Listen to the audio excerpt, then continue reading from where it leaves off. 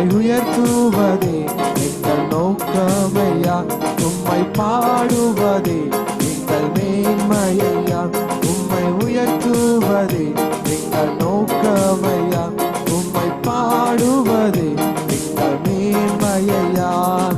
பரிசுத்தரே எங்கள் இயேசு தேவா, நாடீரத்தில் நீர் என்றும் ராஜா. பரிசுத்தரே எங்கள் இயேசு தேவா, நாடீரத்தில் நீர் என்றும் ராஜா. உம்மை பாடுவதால் என்னில் தோல்வி இல்லை, உம்மை துதிப்பதினால் என்னில் குறைவே இல்லை. உம்மை பாடுவதால் என்னில் தோல்வி இல்லை, உம்மை துதிப்பதினால் என்னில் குறைவே இல்லை. அல்லேலூயா அல்லேலூயா அல்லேலூயா அல்லேலூயா. உம்மை உயர்த்துவதே எங்கள் நோக்கமையா, உம்மை பாடுவதே எங்கள் மேன்மையா, உம்மை உயர்த்துவதே எங்கள் நோக்கமையா, உம்மை பாடுவதே எங்கள் மேன்மையா. அல்லேலூயா. தேவனை துதிக்கிற துதியானது நமக்கு எல்லாருக்குமே அந்த வாக்கியம் கிடைச்சிருக்கு, அப்படிதானே? தேவனை துதிக்கிற துதி நமக்கு இன்னைக்கு எல்லாருமே தேவனை துதிப்பதற்கான பாக்கியம் நமக்கு கிடைச்சிருக்கு. நான் விசுவாசிக்கிறேன். நீங்க அதை விசுவாசிக்கிறீங்களா? ஆமென். இன்னைக்கு அநேக ஜனங்கள் இருந்தாலும் கூட தேவன் ஆராதிக்கும்படிக்கு தேவன் நம்மளை தெரிந்தெடுத்திருக்கிறார். ஆமென்.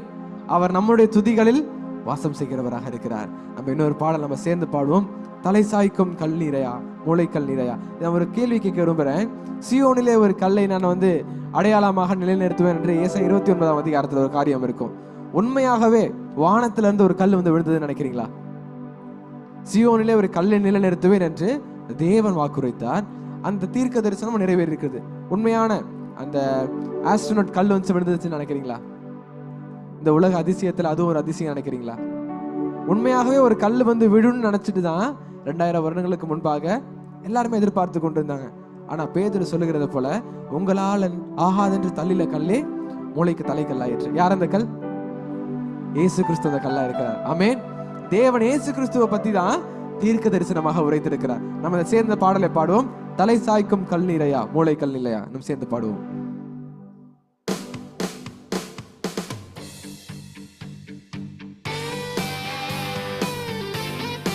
சேர்ந்து கரங்களை தட்டி உற்சாகமா பாடுவோம். நல்லா கரங்களை தட்டி சேர்ந்து பாடுவோம்.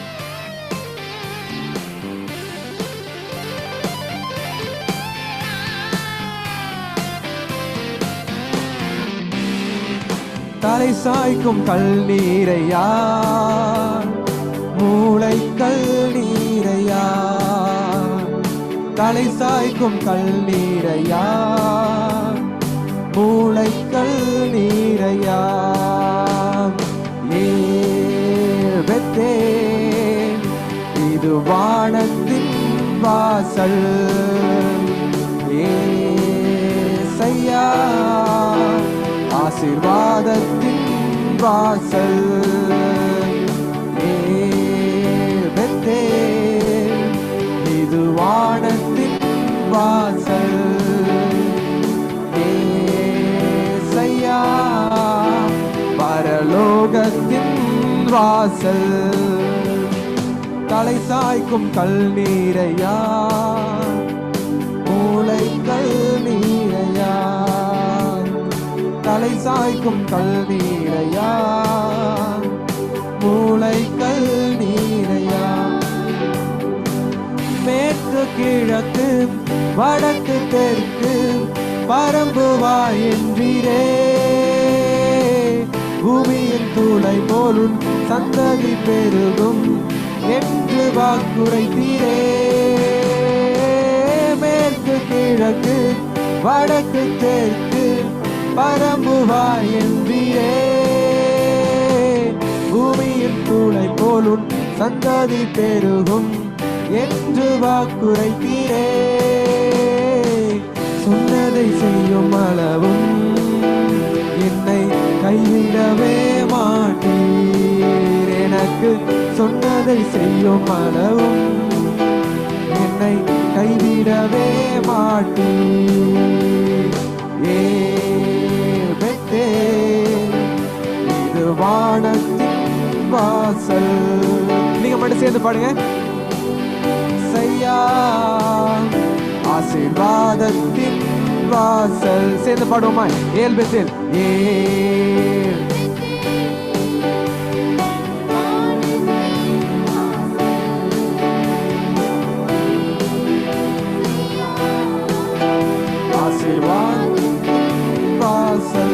தலை சாய்க்கும் கல்லீரையா, தலை சாய்க்கும் கல்லீரையா, மூளைக்கல் நீரையா, தலை சாய்க்கும் கல்லீரையா, மூளைக்கல் நீரையா. பூமியின் வம்சங்கள், பூமியின் வம்சங்கள் உனக்கும் சந்ததிக்குள் ஆசீர்வதிக்கப்படும் என்று ஆசீர்வாத வாய்க்காலாக என்னை மாற்றினீரே.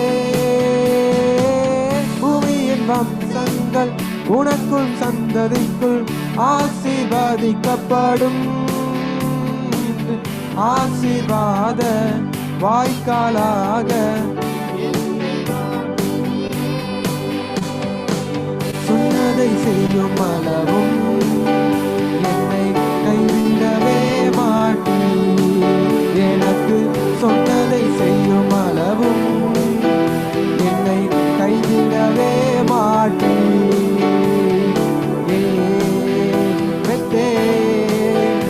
இது வானத்தின் வாசல். ஏசையா வானத்தின் வாசல்.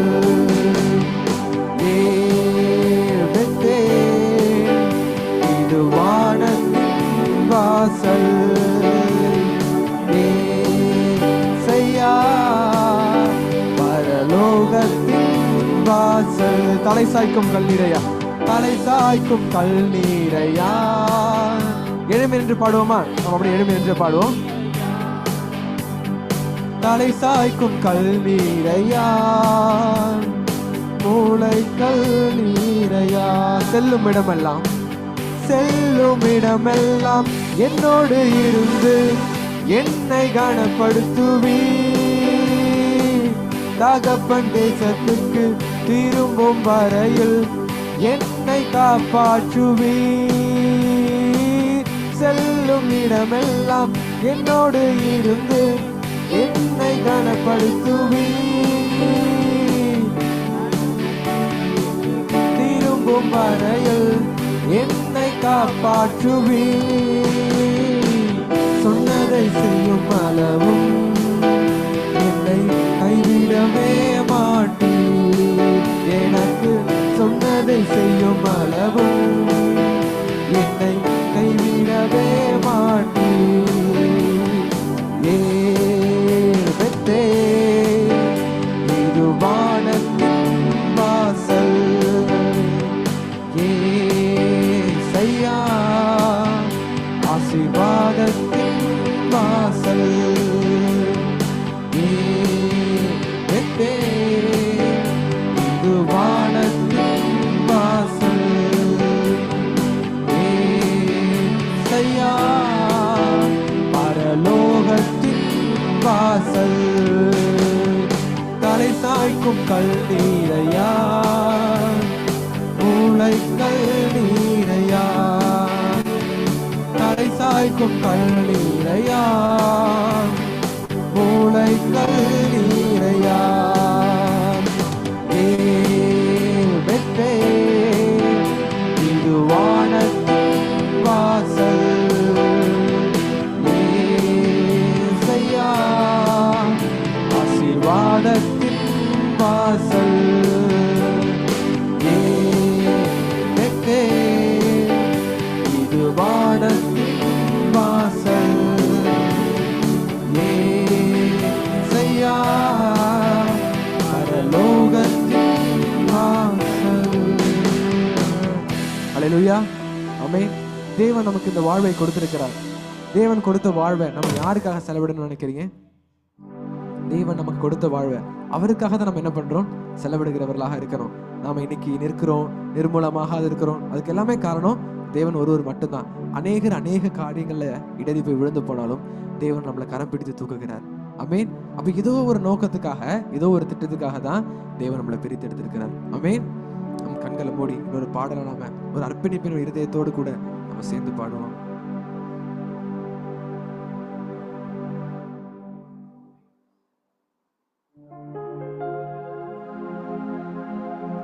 நான் வாழ்வது உமக்காக, உமது ஊழியம் செய்வதற்காக.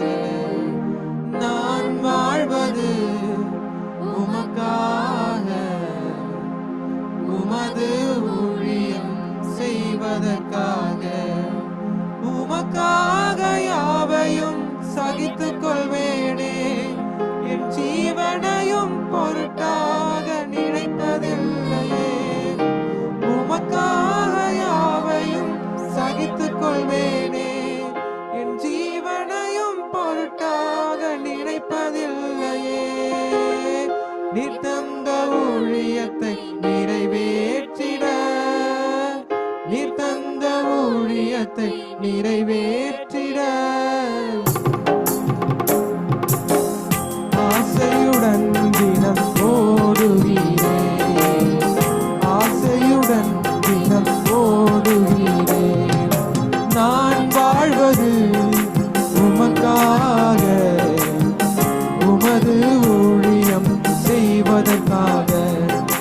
நான் வாழ்வது உமக்காக, உமது ஊழியம் செய்வதற்காக.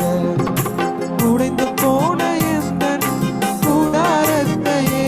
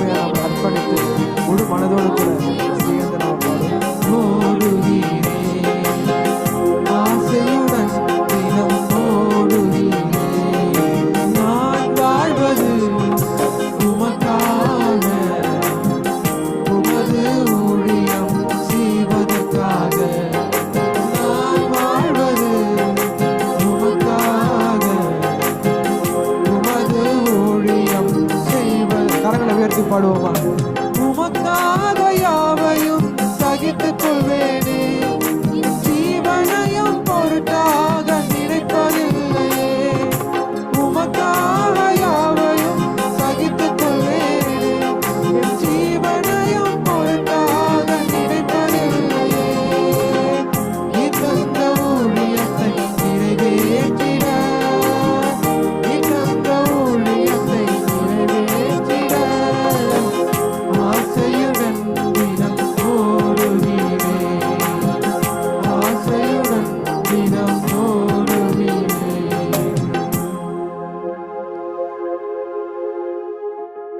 உடைந்து போன எந்தன் கூடாரத்தையே உமது கரத்தில் எடுத்து கட்டுவித்தீரே. உடைந்து போன எந்தன் கூடாரத்தையே உமது கரத்தில் எடுத்து கட்டுவித்தீரே. பாழானவைகளை சீர்படுத்தி விட்டீர், பாழானவைகளை பயிர் நிலமாய் என்னை மாற்றி விட்டீர், பயிர் நிலமாய். உங்க இருதயத்துல கரங்களை சொல்றீங்களா? உமக்காக யாவையும் சகித்துக் கொள்வேனே, என் ஜீவனையும் பொருட்டாக நினைப்பதில்லையே. உமக்காக யாவையும் சகித்துக் கொள்வேனே, என் ஜீவனையும் பொருட்டாக நினைப்பதில்லையே. நீர் தந்த ஊழியத்தை நிறைவேற்றிட, நீர் தந்த ஊழியத்தை நிறைவேற்றிட ஆசையுடன் தினம் ஓடுகிறேன், ஆசையுடன் தினம் ஓடுகிறேன். தொலைந்து போன என்னை தேடி வந்தீரே, உமது ஜீவன் கொடுத்து மீட்டு கொண்டீரே. தொலைந்து போன என்னை தேடி வந்தீரே, உமது ஜீவன் கொடுத்து மீட்டு கொண்டீரே. ஆகாதவன் என்று தள்ளின என்னை, ஆகாதவன் என்று தள்ளின என்னை மூளைக்கு தலைகல்லாய் மாற்றி விட்டீர், மூளைக்கு தலைகல்லாய் மாற்றி விட்டீர். இங்க இருக்கிற நம்ம எல்லாராலுமே ஒரு காலத்துல நம்ம புறக்கணிக்கப்பட்டவர்களாக தான் இருப்போம். ஆனாலும் தேவன் புறக்கணிக்கப்பட்ட நம்மளை தான், ஒதுக்கப்பட்ட நம்மளை தான் அவர் சமூகத்துக்கு முன்பாகவும் அவருடைய பிரசன்னத்துக்கு முன்பாகவும் நம்மளை நிலைநிறுத்தி வைத்திருக்கிறார்.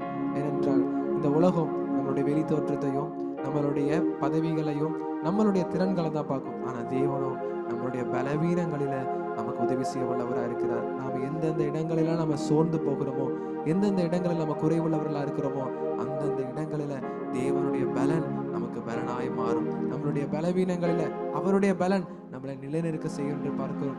அதை நம்ம நினைத்து இன்னொரு முறை நம்ம சேர்ந்து பாடுவோமா? தொலைந்து போன என்னை தேடி வந்தீரே, உமது ஜீவன் கொடுத்து மீட்டு கொண்டீரே.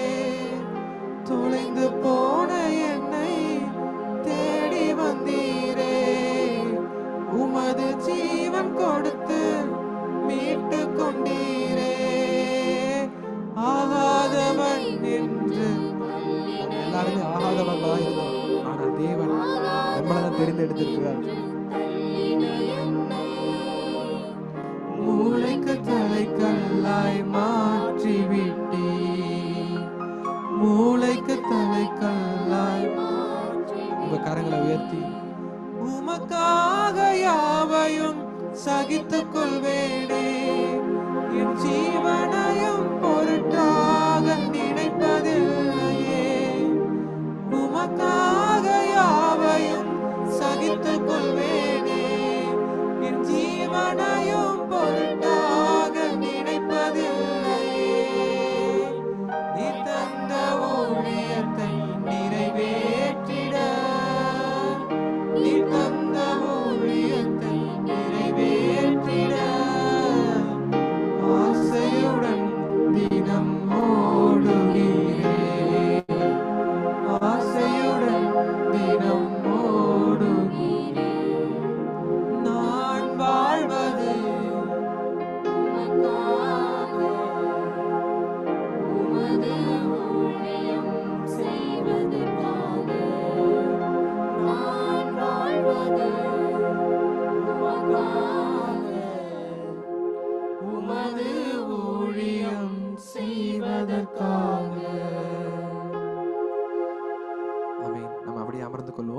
உட்காரலாம்.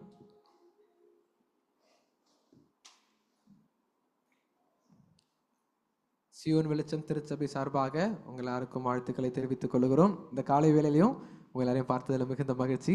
சந்தோஷமா இருக்கீங்களா? உங்களுடைய முகங்களை பார்க்கும் பொழுது எனக்கு இன்னும் ரொம்ப சந்தோஷமா இருக்குது. இந்த நாளில கூட நம்ம தேவனை சிறிது நேரம் ஆராதித்து அவருடைய நாமத்தை மகிமைப்படுத்தணும். இப்பொழுதும் மிக முக்கியமான நேரமாக இருக்கிறது. நம்ம தேவனுடைய வார்த்தையை நம்ம கேட்க இருக்கிறோம். நம்ம பாடல் பாடினதை போல தேவன் நமக்கு ஜீவனை கொடுத்ததுக்கான காரணம் என்ன? அவருடைய சித்தம் செய்வதற்காக தான். அவருடைய சித்தம் செய்யணும்னா அவருடைய சித்தத்தை நாம அறிந்து கொள்ளணும். ஸோ அவருடைய சித்தத்தை வேத வாக்கியங்களின் மூலமாக நம்ம அறிந்து கொள்ள முடியும்னு பார்க்குறோம். இப்பொழுதும் கூட தேவனுடைய வார்த்தையை கேட்க இருக்கிறோம். நம்ம மத்தியில் இருக்கிறதான போதகர் தியோடர் அவர்கள் நமக்கு வார்த்தையை கொடுப்பார். நம் கரங்களை தட்டி வரவேற்கலாம்.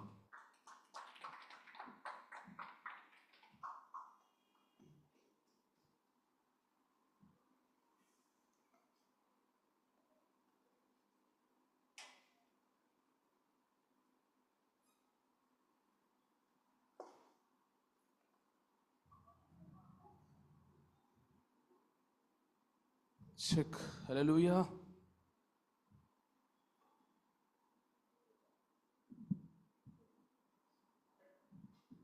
Check. Hallelujah. Check. உங்கள் யாவரையும் ஆண்டவராகிய இயேசு கிறிஸ்துவின் நாமத்தினாலே சியோன் வெளிச்சம் திருச்சபைக்கு வாழ்த்தி வரவேற்கிறோம். எல்லாம் சந்தோஷமா இருக்கீங்களா? எல்லாம் சந்தோஷமா இருக்கீங்களா? பாட்டு பாடும் போது சந்தோஷமா இருக்கிறோம். உட்காந்து தேவனுடைய வார்த்தை கேட்கும்போது சோகமாயிடுவோமா? எந்த இடத்துல ரொம்ப உற்சாகமா இருக்கணும்? நாம் வார்த்தை கேட்கும் பொழுது என்ன செய்யுமா?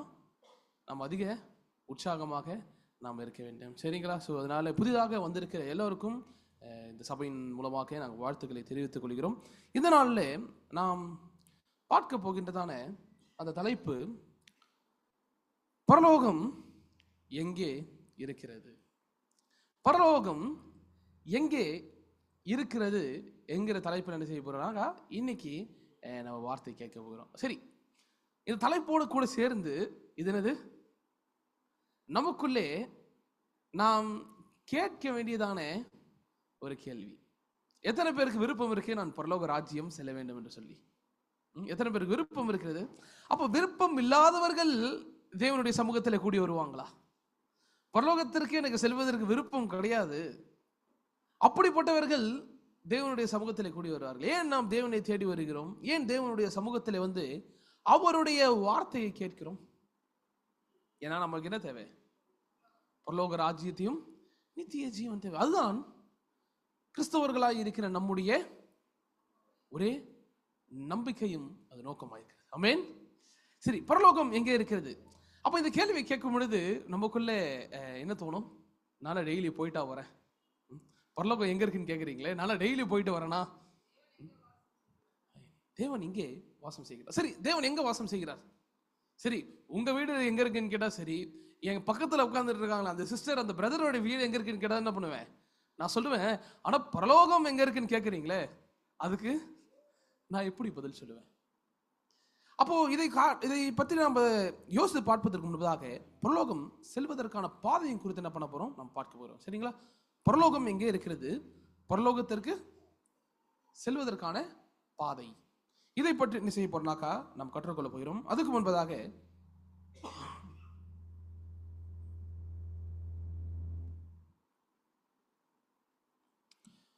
வாசிக்கும்படியாக நாம் தெரிந்து கொள்ளப்பட்ட வேத பகுதி மத்தேயு 6ஆம் அதிகாரம் வசனம் 10. உம்முடைய ராஜ்யம் வருவதாக, உம்முடைய சித்தம் பரமண்டலத்திலே செய்யப்படுகிறது போல பூமியிலேயும் செய்யப்படுவதாக. ஆமென். உம்முடைய ராஜ்யம் வருவதாக, உம்முடைய சித்தம் பரமண்டலத்தில் செய்யப்படுவது போல பூமியிலும் செயல்படுவதாக.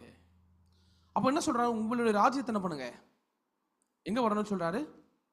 இந்த பூமிக்கு வரணும். உம்முடைய சித்தம் பரலோகத்திலே செயல்படுகிறது போல எங்க செயல்படணுமா? இந்த பூமியிலே செயல்பட வேண்டும் என்று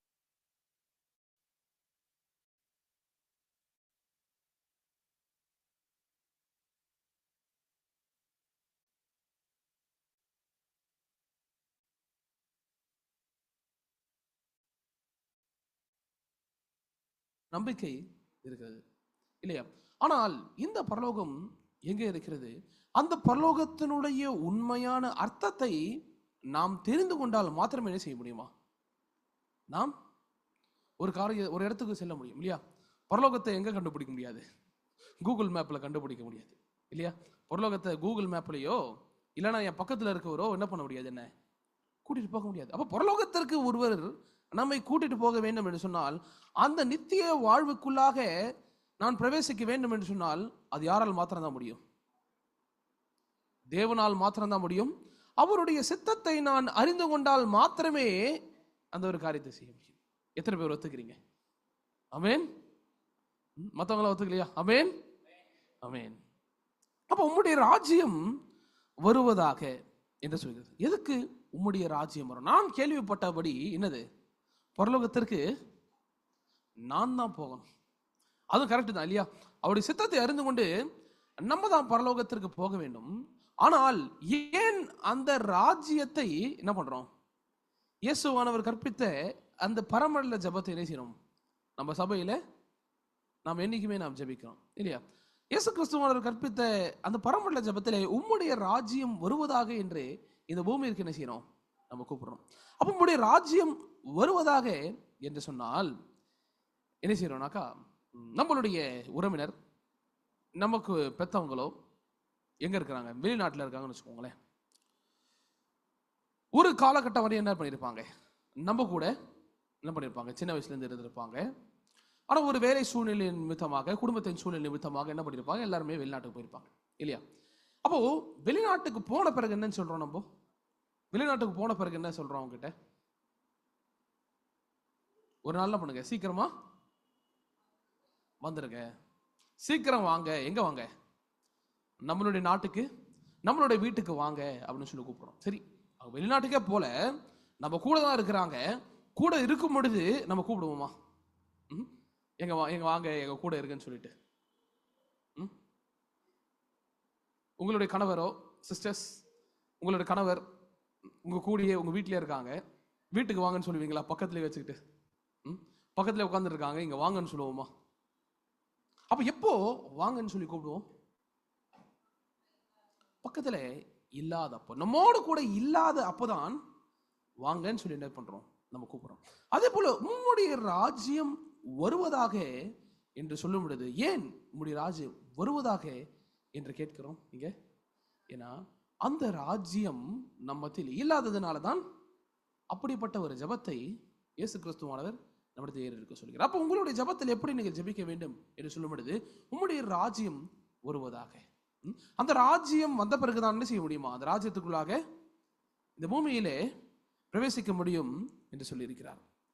அப்ப ஏன் அந்த ராஜ்யத்தை நாம் அழைக்கிறோம் என்று சொன்னால், நம்ம என்ன செய்யலாம்? 6000 வருஷத்துக்கு முன்பதாக நம்ம போய் பார்க்கலாம். சரி, 6000 வருஷத்துக்கு முன்பதாக என்னாச்சு? தேவன் எல்லாவற்றையும் உண்டாக்கினார்.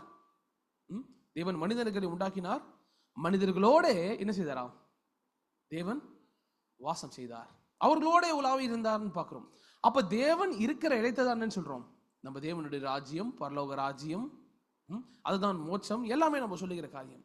அது எங்க இருந்தது என்று பார்க்கும் பொழுது, தேவன் எங்க இருக்கிறாரோ, அவருடைய ஆவி எங்கே வாசம் செய்கிறதோ அதுதான் பரலோக ராஜ்யம். அதுதான் இந்த பூமியிலே அது காணப்படுகிறது. ஆவிக்குரிய பரலோக ராஜ்யத்திலே தேவன் இருக்கிறார். அவரோட யார் இருக்கிறார்? அவருடைய சேனைகள், அவருடைய தூதர்கள் எல்லாமே இருக்கிறாங்க. ஆனால் தேவன் எல்லாவற்றையும் உண்டாக்கி யார் கூட இருந்தார்னு பார்க்கிறோம்?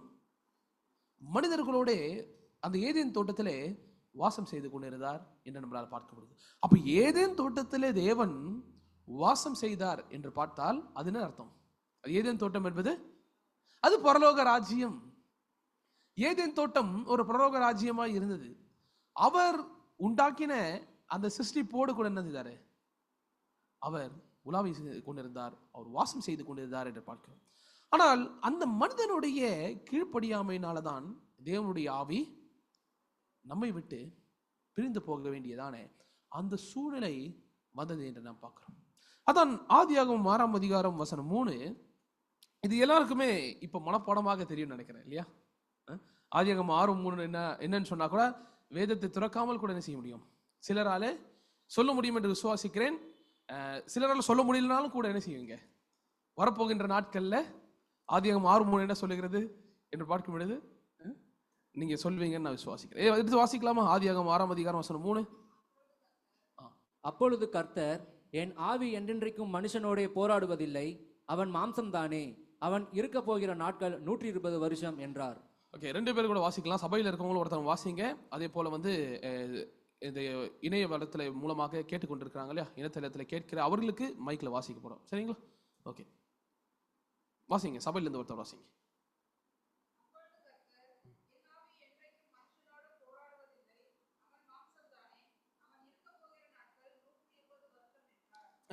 இந்த இடத்துல என் ஆவி எங்க இருக்காதான்? மனுஷனோட போராடுவதில்லை. அப்போ மனிதனோட கூட போராடுவது இல்லை என்று சொன்னால் ஏற்கனவே என்ன செய்வேன்? ஏற்கனவே என்ன இருந்தாராம்? மனுஷனோட கூட அந்த ஆவி இருந்தது. ஏற்கனவே கூட மனுஷனோட கூட அவர் உண்டாக்கின அந்த சிருஷ்டிப்போட கூட அந்த ஆவி என்ன செய்தான்? அது வாசம் செய்து கொண்டிருந்தது என்று பார்க்கிறோம். அப்போ இப்ப என்ன சொல்றாரு? இனிமேல் என்ன செய்ய மாட்டேன், என் ஆவி இருக்காது. அவனா மாறிட்டான். என் வழியை விட்டு அவன் யாருடைய வழியை தெரிந்தெடுத்தான்? பிசாசனுடைய வழியை தெரிந்தெடுத்தான். என்னுடைய உடன்படிக்கையை கை கொள்ளாமல், என்னுடைய வார்த்தைக்கு கீழ்ப்படியாமல் பிசாசனுடைய வார்த்தையை கீழ்ப்படிந்து அவனுக்கு செவி கொடுத்ததுனால என்ன செய்தாரா? தேவனுடைய ஆவி மனிதனோடு கூட என்ன செய்ய முடியல, வாசம் செய்ய முடியல. அப்பொழுதுதான் பாவமானது இந்த உலகத்திற்குள்ளாக என்ன பண்ணுதான், பிரவேசிக்கிறது. அந்த பாவத்தினாலே இந்த உலகத்திற்கு மரணம் வந்தது. அதனால தான் மனிதனுடைய அவன் மாம்சம் தானே என்று ஒரு வார்த்தை சொல்கிறார். மாம்சம் என்று சொல்லுகிற வார்த்தைக்கு என்ன அர்த்தம் தெரியுமா? ஆங்கில வேதாகமத்தில் அது மாற்றல் என்று சொல்லப்படுகிறது. இவன் சாகக்கூடிய ஒருவனாய் என்ன பண்ணிட்டான்? நான் உண்டாக்கின அந்த மனிதன் மாறிவிட்டான். அவனுடைய வயது 120 வருடமாய் மாறிவிட்டது என்று பார்க்கிறோம். அப்போ தேவன் நம்ம கூட இல்லைன்னா என்ன இருக்காது? பரலோகம் நம்ம கூட கிடையாது. அந்த பரலோகத்திலே நாம் பெற்றுக்கொள்ளுகிற அந்த பாக்கியமாகிய அந்த நித்திய ஜீவன் நமக்கு இல்லை என்று பார்க்கிறோம் இல்லையா? அப்போ மீண்டுமாக அந்த பாக்கியத்தை நாம் பெற்றுக்கொள்ள வேண்டும் என்று சொல்ல என்ன செய்யணும்? அது பரலோகத்திற்குள்ளாக நாம் பிரவேசிக்கணும். நான் பிரவேசிப்பதற்காக அந்த பரலோகம் மீண்டுமாக அவருடைய ராஜ்யம், இழந்து போன அந்த ராஜ்யம் நம்மை தேடி என்ன பண்ணுமா? இந்த பூமிக்கு வர வேண்டும் இல்லையா? அதனால தான் வரலாற்றில் ஒரு காரியத்தை நம்ம பார்க்கலாம். தேவன் அவர் வாசம் செய்கிற இடத்தை என்ன பண்றாரு? அவர் தெரிந்து கொள்ளப்பட்ட ஜனங்கள் மத்தியில் என்ன பண்றாருனாக்கா அவர் உருவாக்குகிறார் இல்லையா? இப்போ என்ன, உலகம் முழுமையாக பாவம் வந்தது. அவருக்கென்று ஒரு கூட்ட ஜனத்தை என்ன பண்றாரு? தம்முடைய உடன்படிக்கையினாலே தம்முடைய வார்த்தை கொடுத்து பிரிச்செடுக்கிறார் இல்லையா? அவருக்கென்று ஒரு ஜனத்தை, அந்த பிரித்தெடுக்கப்பட்ட ஜனங்களுக்கு என்ன கொடுக்கப்படுகிறது? கர்த்தருடைய உடன்படிக்கை கொடுக்கப்பட்டு அவர்களை பரிசுத்தமாக்குகிறார். அப்போ அவர்கள் மத்தியில் என்ன செய்யணுமா? தேவன் வாசம் செய்ய வேண்டும். அதுக்காக தான் இந்த வரலாற்றிலே பார்க்கும் பொழுது எகிப்திலிருந்து ஜனங்களை தேவன் என்ன பண்றாரு? மீட்டு கொண்டு வருகிறார். மீட்டு கொண்டு வந்த பிறகு அவர்கள் மத்தியிலே வாசம் செய்யும்படியாக ஒரு வாசஸ்தலத்தை உண்டு பண்ணுகிறார். அதான் மோசேவின் மூலமாக இந்த ஒரு காரியத்தை செய்கிறார். நம்ம யாத்திராகமம் 25ஆம் அதிகாரம் வசனம் 8-9 வாசிக்கலாமா? அவர்கள் நடுவிலே நான் வாசம் பண்ண எனக்கு ஒரு பரிசுத்த ஸ்தலத்தை உண்டாக்குவாக. நான் உனக்கு காண்பிக்கும் வாசஸ்தலத்தின் மாதிரியின்படியும் அதனுடைய எல்லா தட்டுமுட்டுகளின் மாதிரியின்படியும் அதை செய்வீர்களாக. ஆமென். போதுமா? வாசி.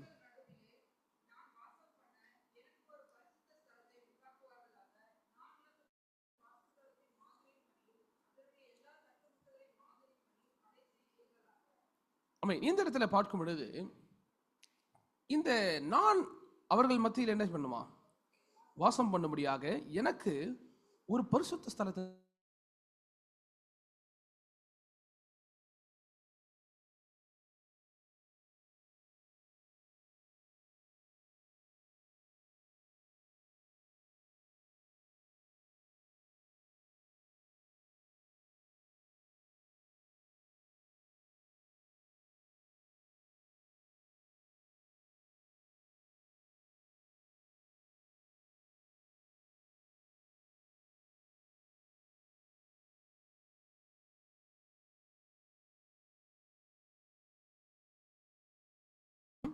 செய்ய போகிற இடம். என் ஆவி அந்த இடத்துல வந்து என்ன செய்ய போகிறதா? வந்து வாசம் செய்ய போகிறது.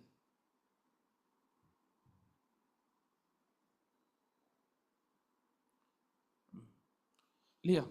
இந்த ஒரு காரியத்தை என்ன செய்தார்? மோசேயின் மூலமாக இஸ்ரவேல் ஜனங்களுக்கு தேவன் கற்பித்தார். அவர்கள் என்ன செய்தாங்களாம்? ஒரு ஆசாரிப்பு கூடாரத்தை அந்த உண்டு பண்ணினார்கள். ஆசாரிப்பு கூடாரத்தில் 2 அறைகள் இருக்கிறது. ஃபார் இன்ஃபர்மேஷன், 2 அறைகள் இருக்கிறது. ஒன்று பரிசுத்த ஸ்தலம், இன்னொன்று மகா பரிசுத்த ஸ்தலம். அந்த மகா பரிசுத்த ஸ்தலத்துல தான் தேவன் என்ன செய்யறாரு? வந்து வாசம் செய்கின்றதான ஒரு இடம் என்று பார்க்கிறோம். சரிங்களா? ஸோ இதை குறித்து என்ன செய்யறாங்கக்கா, நம்ம நிறைய காரியங்கள் வரப்போகிற நாட்களில் இந்த ஆசாரிப்பு கூடாரத்தை குறித்து என்ன செய்யலாம், நம்ம பேசலாம். ஆனால் இந்த இடத்துல நம்ம பார்க்க வேண்டிய இடம், மோசேவுக்கு என்ன பண்ணாரு? பரலோகத்தின் காண்பிக்கப்படி என்ன செய்யறான்? பூமியில அது உருவாக்கப்பட்டது என்று பார்க்கிறோம். ஏன்? தேவன் வந்து என்ன செய்யணுமா? அந்த வாசம் செய்வதற்காக. ஆனால் எபிரேயர் 10ஆம் அதிகாரம் வசனம் 1 இப்படியாக சொல்லுகிறது, இப்படி இருக்க நியாயப்பிரமாணமானது வரப்போகிற நன்மைகளின் பொருளாயிராமல் அவைகளின் நிழலாய் மாத்திரம் இருக்கிறபடியால் வருஷந்தோறும் இடைவிடாமல் செலுத்தப்பட்டு வருகிற ஒரே விதமான பலிகளினாலே அவைகளை செலுத்த வருகிறவர்களை ஒரு காலமும் பூரணப்படுத்த மாட்டாது. ஆமென். இந்த நியாயப்பிரமாணம், மோசேவிற்கு கற்பித்த காரியம், நியாயப்பிரமாணமும் இந்த ஆசாரிப்பு கூடாரமும் இதெல்லாம் என்னதான் சொல்றாரு? வரப்போகின்ற நன்மைகளின் பொருளாயிராமல் அதனுடைய நிழலாய் மாத்திரம் இருக்கிறது. இது ஒரு நிழல். ஏன்னா ஒரு நிழல்ல நம்ம ஒரு காரியத்தை பார்த்தோம்னு வச்சுக்கோங்களேன், அது உண்மையாக இருக்குமா? ஏன்னா நம்ம ராத்திரி நேரத்தில் என்ன செய்வோம்னா, வீட்டுக்கு நடந்து போவோம். நம்ம பின்னாடி என்ன வரும்? ஒரு பெரிய நிழல் வரும். அந்த நிழலை பார்த்து நம்ம என்ன நினைப்போம்? சில நேரத்தில் யாரோ நம்மளை ஃபாலோ பண்ணுவாங்க. இப்படிதான் ஒரு நடு ராத்திரியில நடந்து போகும் பொழுது இப்படி ஒரு சம்பவம் நடந்துச்சு. ஆனால் ரொம்ப என்ன சொல்றது, ரொம்ப ஒரு ஒல்லியான உருவம் என்னை பின்பற்ற மாதிரி இருந்துச்சு. ஆனால் ரொம்ப ஹைட்டா இருக்கு. ஏன்னா ஸ்ட்ரீட் லைட்ஸ் எல்லாம் இருக்கு. நான் நடந்து போயிட்டு இருந்தேன். ரொம்ப ஒரு ஒல்லியான ஒரு உருவம் வந்து ஃபாலோ பண்ணிட்டு வர மாதிரி இருந்துச்சு. பின்னாடி திரும்பி பார்த்தா தெரியுது, ரோட்ல என்னன்னாக்கா அந்த நாய்க்குட்டிங்கெல்லாம் இருக்கு இல்லையா, நாய்க்குட்டியில் ஒன்று நடந்து வருது. அந்த நிழலில் பார்க்கும்பொழுது எப்படி இருக்குன்னா, ரொம்ப பெருசாக இருந்துச்சு. என்னதுனா இவ்வளோ மனுஷன் உருவம் வந்து இவ்வளோ ஒல்லியாலாம் இருக்க மாட்டாங்களே அப்படின்னு சொல்லிட்டு ரொம்ப நீளமாக இருந்துச்சு பார்க்க. ரொம்ப நீளமாக இருந்துச்சு. அப்போ வந்து பார்த்த உடனே என்னது வித்தியாசமான ஏதோ ஒரு காரியம் பின்பற்றுறதுன்னு பார்த்த உடனே தான் ரோட்டில் வந்து 4-5 நாய்க்குட்டிங்க அது பின்பற்று வந்துச்சு. நிழலை பார்த்த உடனே அப்போ உங்களுக்கு தெரியும் எப்படி எல்லாம் நடந்திருக்கும்னு சொல்லிட்டு எல்லாரும் சிரிக்கிறத பார்த்தா நீங்க புரிஞ்சுப்பீங்க இல்லையா? நீங்க புரிஞ்சுக்கிட்டு இருப்பீங்க.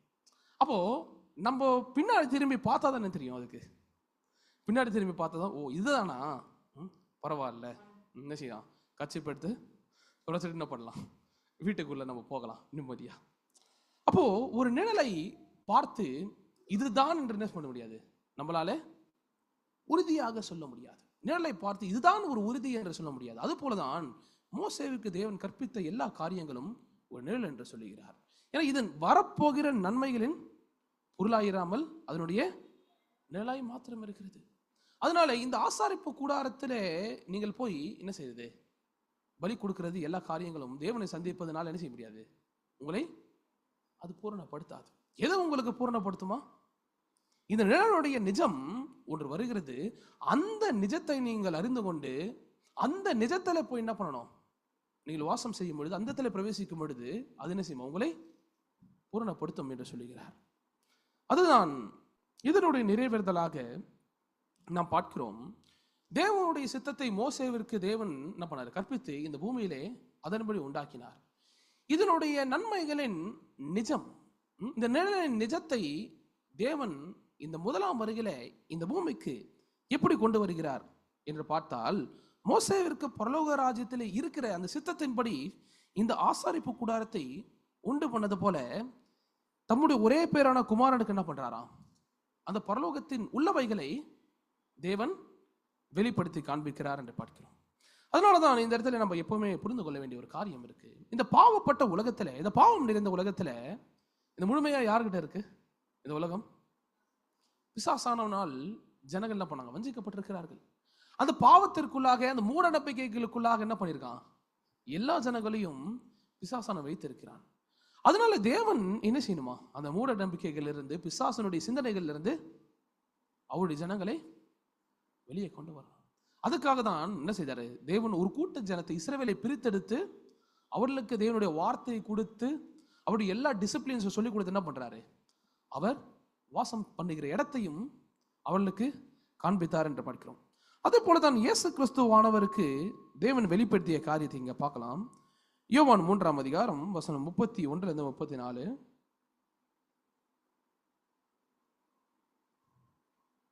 உன்னதத்தில் இருந்து வருகிறவர் எல்லாரிலும் மேலானவர், பூமியில் இருந்து உண்டானவன் பூமியின் தன்மையுள்ளவனாயிருந்து பூமிக்கு அடுத்தவர்களை பேசுகிறான். பரலோகத்தில் இருந்து வருகிறவர் எல்லோரிலும் மேலானவர், தாம் கண்டதையும் கேட்டதையும் சாட்சியாக சொல்கிறார். அவருடைய சாட்சியை ஒருவனும் ஏற்றுக்கொள்கிறதில்லை. அவருடைய சாட்சியை ஏற்றுக்கொள்கிறவன் தேவன் சத்தியமுள்ளவர் என்று முத்திரை போட்டு நிச்சயப்படுத்துகிறான். தேவனால் அனுப்பப்பட்டவர் தேவனுடைய வார்த்தைகளை பேசுகிறார். தேவன் அவருக்கு தமது ஆவியை அளவில்லாமல் கொடுத்திருக்கிறார். ஆமென். இந்த இடத்துல நம்ம பார்க்கிறோம், இரண்டு விதமான ஜனங்களை குறித்து பார்க்கிறோம். இரண்டு விதமான தலைவர்கள் என்று சொல்லலாம், இரண்டு விதமான குருக்கள் என்று சொல்லலாம், இரண்டு விதமான போதகர்கள் என்று சொல்லலாம். எப்படிப்பட்ட விதத்தில் நீங்க புரிந்து கொள்ள முடியுமோ அப்படி நீங்க புரிந்து கொள்ளலாம். சரிங்களா, அந்த வார்த்தைகள்ல. ஆனால் இந்த இடத்துல பார்க்கிறது இரண்டு விதமான ஒரு போதகர்களை குறித்து பார்க்கிறோம். இரண்டு விதமான போதகர்களை குறித்து நம்ம பார்க்க முடியுது. ஒருவர் யாரு, உன்னதத்திலிருந்து வருகிறவர், இரண்டாவது பூமியில் உண்டானவன். அப்ப உன்னதத்திலிருந்து வருகிறவர் பத்தி என்ன சொல்றாங்க, தாம் கண்டதையும் கேட்டதையும் சாட்சியாக சொல்லுகிறார். அப்ப தேவனுடைய சித்தத்தையும் அந்த பரலோகத்தின் வழிகளையும் எல்லாத்தையும் என்ன பண்றாராம், அந்த உன்னதத்திலிருந்து வருகிறவர் சாட்சியாக சொல்லுகிறார். ஆனால் பூமியில் உண்டானவன் என்ன செய்யறானா, பூமிக்கு அடுத்தவைகளை அவன் பேசுகிறான். இந்த பூமிக்கு அடுத்தவைகள் என்று சொல்லும் பொழுது, இந்த பூமியில எப்படி நம்ம பரிசுத்தமாய் வாழ்வது மாத்திரம்தான். இந்த பூமியில நமக்கு என்ன தேவை, இன்னைக்கு என்ன செய்யணும், நாளைக்கு என்ன செய்யணும், அது மாத்திரம்தான். ஜனங்களுக்கு தேவையில்லாத ஒரு காரியங்கள், ஒரு மூட நம்பிக்கைகளை மாத்திரம் தானே செய்யறானா. பூமியிலிருந்து உண்டானவன் என்ன செய்யறான், பேசியிருக்கிறான். ஏனென்றால் தேவனுடைய சித்தம் அந்த பூமியில் உண்டானவனுக்கு அது வெளிப்படுத்தப்படலை. அந்த பூமியில உண்டானவன் அந்த பரலோகத்தை பார்க்கவில்லை. பரலோகத்திலே தேவனுடைய சித்தம் என்ன, அவருடைய வார்த்தை என்ன, நாளைக்கு அந்த ஜனங்களை எங்க போக சொல்லுகிறார், எதுவுமே என்ன தெரியாது, அவனுக்கு தெரியாது. ஆனால் உன்னதத்திலிருந்து வருகிறவர் மாத்திரம் என்ன பண்ணாராம், அவர் எல்லாருக்கும் மேலானவராய் இருந்து தாம் கண்டதையும் கேட்டது என்ன பண்றாரு, அவர் சாட்சியாக சொல்லுகிறார். அப்போ அதனால்தான் யோவான் 17:3 இப்படியே சொல்லுகிறது, நித்திய ஜீவனுடைய வழி என்ன என்று கேட்கும் பொழுது, ஒன்றான மெய்தேவனாகிய உம்மையும் நீர் அனுப்பினவராகிய இயேசு கிறிஸ்துவையும் அறிவதே நித்திய ஜீவன். ஆமென். அப்போ ஒன்றான மெய்தேவனாகிய உம்மையும் நீர் அனுப்பினவராகிய இயேசு கிறிஸ்துவையும் அறிவதே நித்திய ஜீவன். ஏன் மெய்தேவன் என்கிற வார்த்தை ஏன் இதில் சொல்லப்படுகிறது, ஏன் மெய்தேவன்? ஏன்னா பொய்யான ஒருவன் என்ன செய்யறானா, பொய்யான ஒருவன் ஏற்கனவே இருக்கிறான். அப்போ பூமியிலே உண்டானவன் யாருடைய வழியில் இருக்கிறான், அந்த பொய்யான தேவனுக்கு விரோதமாக இருக்கிறவன் என்ன செய்யறானா, அவன் தான் இந்த பொய்யானவன் பூமியில் இருந்து உண்டானவன் கிட்ட இருக்கிறான். அப்போ உன்னதத்திலிருந்து வருகிறவரோடு கூட யார் இருக்கிறா, மெய்யான தேவன் இருக்கிறார். அப்போ அந்த ஒன்றான மெய் தேவனே அவர் அனுப்பிய ஒருவருக்கு என்ன பண்றாராம், தம்முடைய சித்தத்தை அவர் வெளிப்படுத்தி காண்பிக்கிறார் என்று பார்க்கிறோம். அதனால்தான் அதே அதிகாரத்துல 8வது வசனத்துல சொல்றாரு பாருங்க, நீர் எனக்கு கொடுத்த வார்த்தைகளை நான் அவர்களுக்கு கொடுத்தேன், அவர்கள் அவைகளை ஏற்றுக்கொண்டு நான் உம்மிடத்தில் இருந்து புறப்பட்டு வந்தேன் என்று நிச்சயமாய் அறிந்து நீர் என்னை அனுப்பினீர் என்று விசுவாசித்திருக்கிறார்கள். அப்போ மெய்யான தேவன் இடத்திலிருந்து வருகிறவர் என்ன கொண்டு வருகிறாரா, நமக்கு தேவையான ஆஸ்திகளா, நமக்கு தேவையான அந்தஸ்துகளா, எல்லாத்துக்கும் மேலான என்னது, அவருடைய சாட்சியின் வார்த்தை, அவருடைய சித்தம், அவருடைய வெளிப்பட்ட வார்த்தை என்ன பண்றாரு, நம்ம கொண்டு வருகிறார். அந்த வார்த்தை என்ன பண்ணுதா, நம்மள வசனம் 3 பிரகாரமாக நித்திய ஜீவனுக்கு செல்கிறதான வழி ஒன்றான மெய்தேவனையும் அவரால் அனுப்பப்பட்ட ஒருவரை விசுவாசிப்பது. ஏன் அவரால் அனுப்பப்பட்ட ஒருவரை விசுவாசிக்க வேண்டும் என்று சொன்னால், வசனம் 8 சொல்லுகிறது போல, நீர் எனக்கு கொடுத்த வார்த்தையில என்ன பண்ணேன், நான் அவர்களுக்கு கொடுத்தேன். யாருக்கு கொடுத்தேன்னு சொல்றாரு, அவர்களுக்கு கொடுத்தேன் என்றால் யாரெல்லாம் இந்த பரலோக ராஜ்யத்தின் நம்பிக்கையில் அந்த பரலோக ராஜ்யத்திற்கு நான் செல்ல வேண்டும், அந்த நித்திய ஜீவனுக்குள்ளாக நான் செல்ல வேண்டும் என்று அந்த வாஞ்சையோடு காத்து கொண்டு இருக்கிறாங்க இல்லையா, அவங்களுக்கு நான் என்ன பண்ணேன், நான் கொடுத்தேன். அவங்க என்ன பண்ணிட்டாங்க, அதை ஏற்றுக்கொண்டு இவர் ஒருவர் என்ன பண்றாரு, தேவனால் அனுப்பப்பட்ட ரட்சகர், இவரை பின்பற்றுகிறதன் மூலமாக என்ன இருக்கு, எனக்கு பரலோக ராஜ்யம் நித்திய ஜீவனம் இருக்கிறது என்றுதானே அந்த நம்பிக்கை பெற்று விடுகிறார். ஆமென். அதுதான் மத்தேயு 23 இயேசு கிறிஸ்து சொல்லுகிற சாட்சி.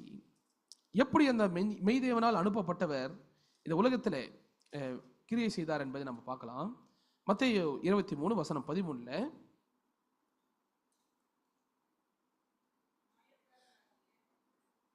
மாயக்காரராகிய வேத பாதகரே, பரிசேயரே, உங்களுக்கு ஐயோ!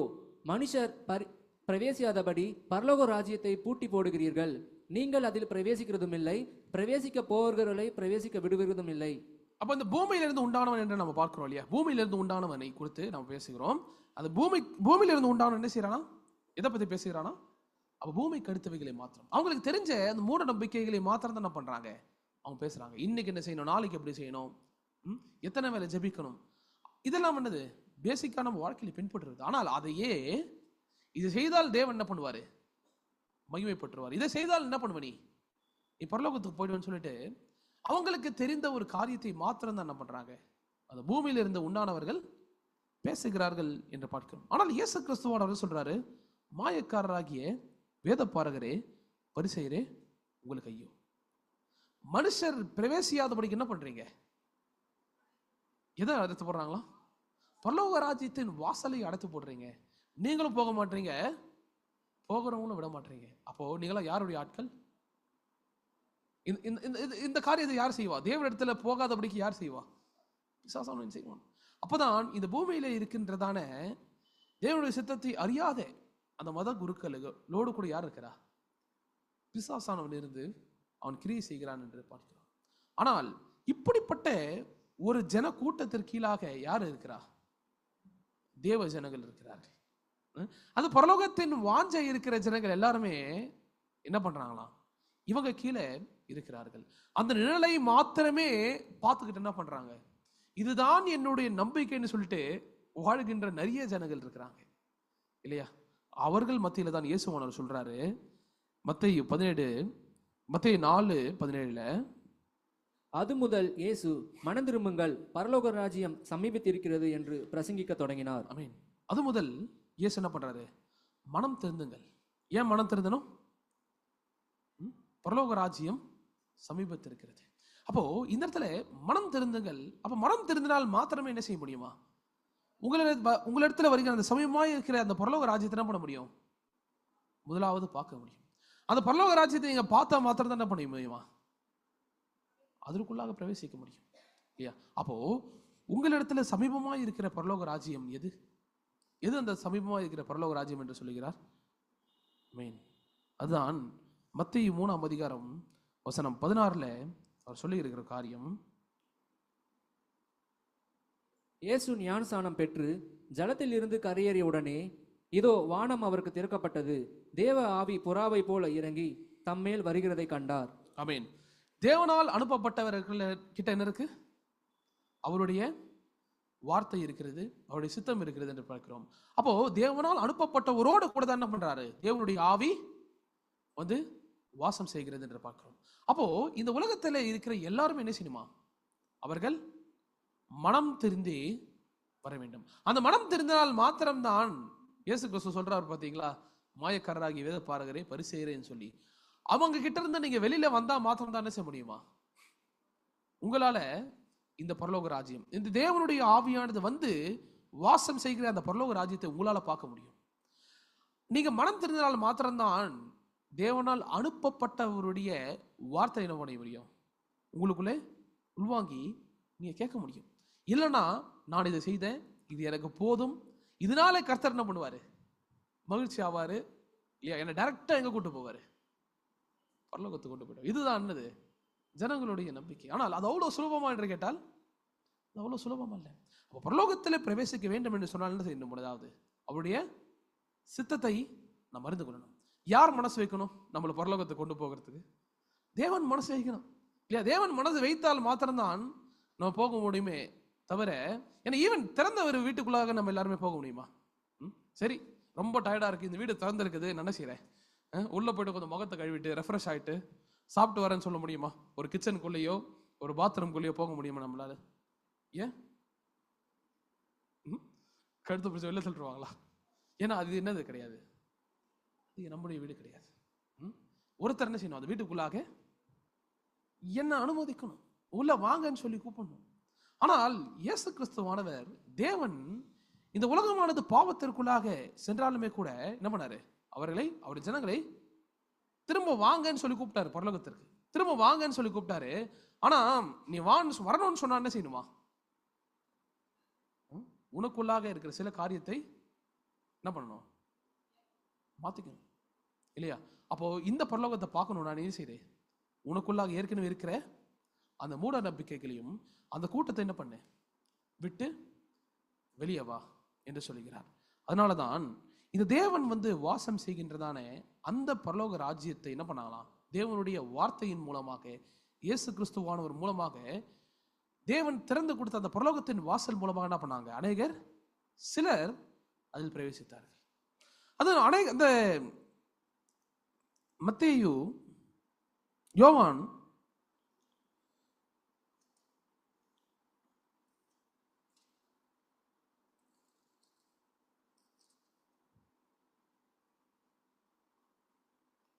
ஆறாம் அதிகாரம் வசனம் 68, யோவான் 6:68 வாசிக்கலாமா? சீமோன் பேதுரு அவருக்கு பிரதியுத்தரமாக, ஆண்டவரே, யாரிடத்தில் போவோம்? நித்திய ஜீவ வசனங்கள் உம்மிடத்தில் உண்டே. ஆமென். இப்போ இந்த இடத்துல இந்த அதிகாரத்துல பார்க்கும் பொழுது அநேகர் என்ன செஞ்சாங்களாம், ஆரம்பத்துல பின்பற்றி ஆரம்பத்துல அந்த நம்பிக்கையோட வந்துட்டு என்ன பண்ணிட்டாங்க, பாதியில திரும்ப போயிட்டாங்க. ஏன்னா நீ பேசுறது ரொம்ப கஷ்டமா இருக்கு, இந்த பரலோகத்தின் வாசல் ரொம்ப கஷ்டமா இருக்கு, நான் ஏற்கனவே பின்பற்றி கொண்டிருந்த அந்த வழிக்கு என்ன பண்றோம், நாங்க எல்லாமே திரும்ப போயிடுறோம் அப்படின்னு பாதி பேர் போயிட்டாங்க. இப்போ என்ன பண்றாங்க, மறுபடியும் இயேசு கேட்கிறாரு, நீங்களாம் ஏன் போல? அவங்கள துரத்தணுங்கிறதுக்காக என்ன பண்ணல, அவர் கேட்கல, அவங்களோட விசுவாசத்தை என்ன பண்றாரு இந்த இடத்துல சோதித்து பார்க்க. எல்லாமே போயிட்டாங்க, நீங்க மட்டும் என்ன பண்றீங்க, ஏன் போகாம இருக்கீங்க, உங்களுடைய விசுவாசம் என்ன, எதுக்காக என்ன ஏன் பின்பற்றுறீங்க அவன் கேட்கும் பொழுது பேதுரு என்ன சொல்றாரு, அவர் விசுவாச அறிக்கையாக, யார்கிட்ட நாங்க போவோம், நித்திய ஜீவ வசனங்கள் யார்கிட்ட இருக்கு, உங்ககிட்ட இருக்கு. ஏன்னா நீங்க தான் உன்னதத்திலிருந்து வந்த ஒருவர், உன்னதத்திலிருந்து வருகிற ஒருவருடைய சாட்சியை கேட்கறது மாத்திரம்தான் ஒன்றான மெய் தேவனாகி உம்மையும் அவரால் அனுப்பப்பட்டவருடைய சாட்சியை கேட்கறது மாத்திரம் தானே இருக்கு, நித்திய ஜீவன் இருக்கிறது. அதனாலதான் இந்த இடத்துல பாருங்க, மத்தேயு 11:27 சொல்றாரு பாருங்க, சகலமும் என் பிதாவினால் எனக்கு ஒப்பு கொடுக்கப்பட்டிருக்கிறது. பிதா தவிர வேறொருவனும் குமாரனை அறியான். குமாரன் எவனுக்கு அவரை வெளிப்படுத்த சித்தமாய் இருக்கிறாரோ அவனும் தவிர வேறொருவனும் பிதாவை அறியான். ஆமென். சகலமும் யாரால ஒப்பு கொடுக்கப்பட்டிருக்கான், பிதாவினால் எனக்கு ஒப்பு கொடுக்கப்பட்டிருக்கு. யாருக்கு, இயேசு கிறிஸ்துவுக்கு. அப்போ குமாரன் யாருக்கு வெளிப்படுத்த சித்தமா இருக்கிறாரோ, குமாரன் தவிர யாரால செய்ய முடியாது, பிதாவை அறிந்து கொள்ள முடியாது. அப்போ குமாரன் மூலமாக தான் என்ன பண்ண முடியும், நாம் பிதாவையும் அவருடைய சித்தத்தையும் அவருடைய பரலோக ராஜ்யத்தை என்ன பண்ண முடியும், நம்மளால அறிந்து கொள்ள முடியும், இல்லையா? அப்போ நாம் குமாரன் இடத்துல போகாமல் பிதாவை அறிந்து கொள்ள முடியுமா? முடியாது. ஏன்னா அவருக்கு தான் என்ன பண்ணியிருக்காரு, எல்லாவற்றையும் வெளிப்படுத்தியிருக்கிறார், இல்லையா? அதனாலதான் அந்த குமாரனிடத்துல வந்தவர்கள் தான் இந்த 68வது வசனத்துல பார்க்கிறோம். எல்லாமே போயிட்டாங்க என்னை விட்டு, நீங்க ஏன் போகல என்று கேட்கும் பொழுது, நித்திய ஜீவ வசனம் உங்களிடத்துல உண்டு, உங்ககிட்ட வந்தா மாத்திரம் தானே செய்வோம், நாங்கள் பரலோகத்திற்குள்ளாக பிரவேசிப்போம். எப்படி மோசேவிற்கு அவருடைய ஜனங்களை பிரித்தெடுத்து அந்த பரலோகத்தின் கட்டமைப்பை இந்த பூமியில உண்டாக்கினாரோ, அதே போலதான் இயேசு கிறிஸ்துவின் வார்த்தையின் மூலமாக என்ன செய்றாங்க, எல்லா ஜனங்களும் அவர் மனம் திறந்த சொல்லுகிறார். எதுல இருந்து மனம் திறந்த சொல்லுகிறார்? உங்ககிட்ட இருக்கிற என்ன பண்ணுங்க, மூட நம்பிக்கைகள் இருந்து, உங்க பழைய சிந்தனைகள் இருந்து என்ன பண்ணுங்க, இதுதான் தேவன் விரும்புகிறார் என்கிற காரியத்தை நீங்க மறந்துட்டு என்ன பண்ணுங்க, உண்மையாக தேவன் என்ன செய்ய சொல்லுகிறார் என்பதை என்ன பண்ணுங்க, பின்பற்றுவாங்க. அப்போ அது யார்கிட்ட தான் முடியும்? தேவன் யாருக்கு அவர் வெளிப்படுத்த சித்தமாக இருக்கிறாரோ அவரால் மாத்திரம்தான் இந்த காரியத்தை சொல்லிக் கொடுக்க முடியும், இல்லையா? அப்போ இயேசு கிறிஸ்துவானவர் மேலாக தேவனுடைய ஆவியானது வந்து வாசம் செய்தது. இயேசுவானவர் என்ன மாறுகிறார்? அவர் பரலோக ராஜ்யமாய் மாறி இருக்கிறார். அப்போ அவரோட கூட இணைந்த எல்லோரும் என்ன செய்றாங்க? அவர்களும் அந்த பரலோக ராஜ்யத்தின் உறுப்பினர்களாய் மாறுகிறார்கள். ஆமென். இதுதான் நிழல் மாத்திரம் இல்லாமல் இதுதான் அதனுடைய நிஜம் என்று பார்க்கிறோம். ஆமென். ஓகே, அதுதான் ஏன் அந்த பரலோக ராஜ்யத்திற்குள்ளாக பிரவேசிக்க முடியாமல் அவங்களுக்குள்ளாக ஏன் சிலரால அந்த பரலோகத்திற்குள்ளாக ஏன் பிரவேசிக்க முடியல என்று பார்க்கும் பொழுது 1 கொரிந்தியர் 2:7-8 வாசிக்கலாமா?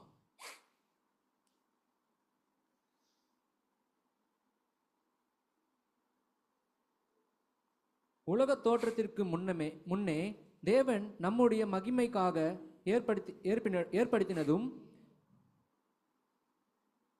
உலக தோற்றத்திற்கு முன்னே தேவன் நம்முடைய மகிமைக்காக ஏற்படுத்தினதும் மறைக்கப்பட்டதுமாயிருந்து ரகசியமான தேவ ஞானத்தையே பேசுகிறோம்.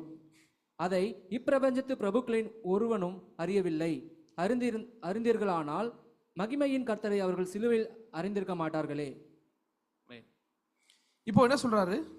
உலகம் தோற்றுவதற்கு முன்பதாக என்ன பண்ணிருக்காரு? தேவன் தம்முடைய மகிமைக்காக ஏற்படுத்துறதும் மறைக்கப்பட்டிருக்கிறதான ரகசியத்தை தேவன் ஞானத்தை பேசுகிறோம்.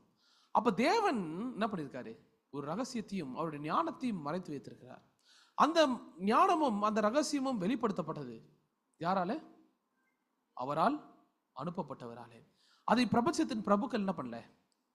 ஒருவனும் அறியவில்லை. எல்லாரும் என்ன பண்றாங்க? பரலோகத்துக்கு போகிறது விருப்பம் இல்லை, அதை பூட்டி போடுவதற்காக தான் எல்லாருக்கும் என்ன பண்ணுங்க, இயேசுவா அவருடைய வார்த்தை என்ன பண்ணாதீங்க, கேட்காதீங்க. அவங்களாம் யாரும் கிடையாது, எங்களை போல ஒரு போதகர் கிடையாது, சாதா ஒரு மனுஷன். எப்படி சாதா ஒரு மனுஷனுடைய வார்த்தையை நீங்க கேட்பீங்க? அதெல்லாம் ஒரு கள்ள போதகம் அப்படின்னு சொல்லி என்ன பண்றாங்க? ஜனங்களை பின்பற்ற விடாமல் அவர்கள் தடுத்து போடுகிறார்கள், இல்லையா? அப்போ அவங்க அறிந்தார்களானால் என்ன பண்ணிருக்க மாட்டாங்க? மகிமையின் கர்த்தரை அவர்கள் சிலுவையில் அறிந்திருக்க மாட்டாங்க. இவர் ஒரு கள்ள போதகன், ஒரு கள்ள தீர்க்க தரிசனம் சொல்லுகிறவர் அப்படின்னு சொல்லிட்டு என்ன பண்ண மாட்டாங்க? சிலுவையில் அறிந்திருக்காமல் அவரை வரவேற்று அந்த பரலோகத்திற்குள்ளாக அவர்கள் பிரவேசித்திருப்பார்கள். ஆனா அவங்க செய்த தப்பு என்ன? தேவனுடைய ஞானத்தை அவர்கள் அறியவில்லை. அவங்களுக்கு என்ன இருக்கு? சொந்த சிந்தனைகளும் அவங்களுடைய முயற்சியே அது பரலோகத்தை என்ன பண்ணுது, சேர்க்கும் என்கிறதான ஒரு நம்பிக்கை அவர்களுக்குள்ளாக இருந்தது. ஆனால் இன்று நமக்கு மறைக்கப்பட்டதான தேவ ரகசியம் இந்த வேதத்தில் இருக்கிறதா என்று கேட்டால் இந்த வேதத்தில் இருக்கிறது, இல்லையா? நமக்கு தேவன் கொடுத்திருக்கின்ற சித்தம் ஒரு மறைப்பொருளாக இருக்கிறது, இல்லையா? அப்போ எல்லா தேவ ஜனங்களுக்கும் நான் சொல்லுகிற காரியம், அதே போல இணைய வளத்தின் மூலமாக கேட்டுக்கொண்டு இருக்கிறவர்களுக்கும் நான் சொல்லுகிற ஒரு காரியம் இது. வேதம் சொல்லுகிறது போல பரலோகத்தில் நாம் பிரவேசிக்க வேண்டும் என்று சொன்னால் என்ன இருக்கு? அது தேவன் நம்மளை அனுமதிக்கணும், இல்லையா? அப்ப குமாரன் யாருக்கு என்ன பண்றது? அவரை வெளிப்படுத்த சித்தமாக இருக்கிறார். அவரை தவிர என்ன பண்ண முடியாது, ஒருவனும் பிதாவை அறிய முடியாது. ஆனால் அவர் வெளிப்படுத்துகின்ற அந்த நாட்களில் அதெல்லாம் நீங்க எப்படி சொல்லுவீங்க? நீங்க எப்படி அதை சொல்லலாம்? நான் என்ன பண்றேன்? ஏற்கனவே தேவன் என்னோடு கூட இருக்கிறார். பரலோகத்திற்கு ஷேரோட்டோவுக்கு போற மாதிரி என்ன பண்ணுவேன்? நான் போயிடுவேன்னு சொல்ல முடியுமா? உறுதியான ஒரு நம்பிக்கையில ஷேரோட்டோல ஏறி போற மாதிரி 10 ரூபா கூட கொடுக்க தேவையில்லை, நான் ஃப்ரீயா போயிடுவேன் பரலோகத்துன்னு சொல்ல முடியுமா? அது முடியாது. அது போவதற்கு என்ன இருக்கு? அவருடைய சித்தம் இருக்கிறது. அப்போ மத்தேயு 6:10 இயேசுவானவர் சொன்னது போல உம்முடைய ராஜ்யம் வருவதாக, உம்முடைய சித்தம் பரமண்டலத்தில் செய்யப்படுவது போல பூமியிலும் செய்யப்படுவதாக. முதலாம் வருகையிலே தேவனுடைய ராஜ்யம் வந்தது எப்போ? இயேசுவானவர் பூமியில வந்தப்போ. பரலோகத்தின் சித்தம் இந்த பூமியில போதிக்கப்பட்டது எப்போ? பிதா அவருக்கு வெளிப்பட்ட அப்போ. அதே போலதான் இந்த நாள்ல வெளிப்படுத்தின விசேஷம் 14ஆம் அதிகாரத்தின்படி 1-4-5 வரைக்கும் நாம் பார்க்கலாம். வெளிப்படுத்தல் 14:1-5. பின்பு நான் பார்த்தபோது இதோ சீயோன் மலையின் மேல் ஆட்டுக்குட்டியானவரையும் அவருடைய பிதாவின் நாமம் தங்கள் நெற்றிகளில் எழுதப்பட்டிருந்த 144,000 பேரும் நிற்க கண்டேன். அல்லாமலும் பெருவெள்ள இரைச்சலை போலவும் பலத்த இடிமுழக்கம் போலவும் ஒரு சத்தம் வானத்திலிருந்து உண்டாக கேட்டேன்.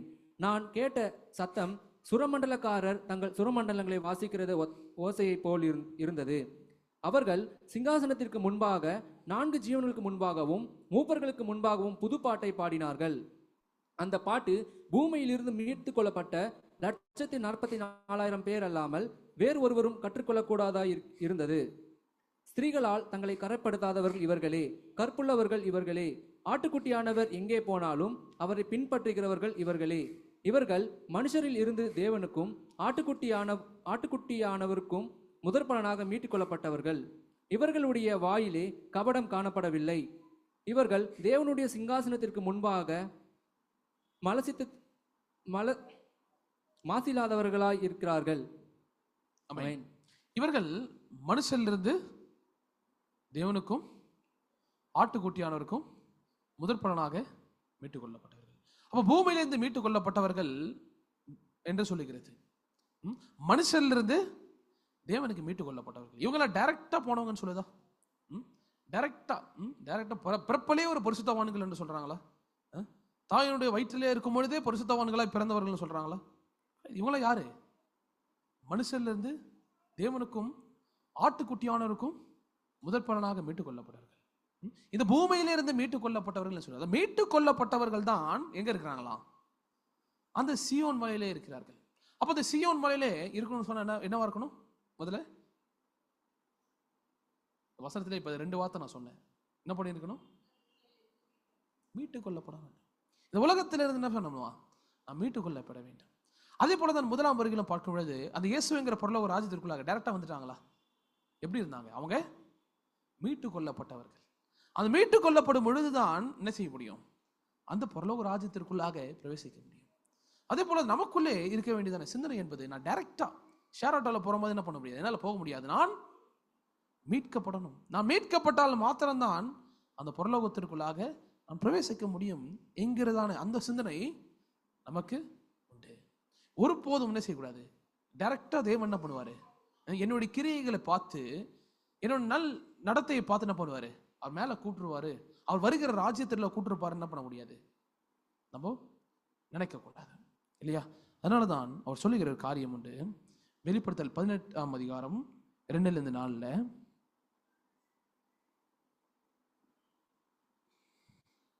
அவன் பலத்த சத்தமிட்டு, மகா பாபிலோன் விழுந்தது விழுந்தது, அது பேய்களுடைய குடியிருப்பும் சகலவித அசுத்த ஆவிகளுடைய காவல் வீடும் அசுத்தமும் அருவருப்பும் உள்ள சகலவித பறவைகளுடைய கூடுமாயிற்று. அவளுடைய வேசித்தனத்தின் உக்கிரமான மதுவை எல்லா ஜாதிகளும் குடித்தார்கள். பூமியின் ராஜாக்கள் அவளோட வேசித்தனம் பண்ணினார்கள். பூமியின் வர்த்தகர் அவர்களுடைய செல்வ செருக்கின் மிகுதியால் ஐஸ்வர்யவான்காரர்கள் என்று விளம்பினான். பின்பு வேறொரு சத்தம் வானத்திலிருந்து உண்டாக கேட்டேன். அது, என் ஜனங்களே, நீங்கள் அவளுடைய பாவங்களுக்கு உட்படாமலும் அவளுக்கு நேரிடும் வாதைகளில் அகப்படாமலும் இருக்கும்படிக்கு அவளை விட்டு வெளியே வாருங்கள்.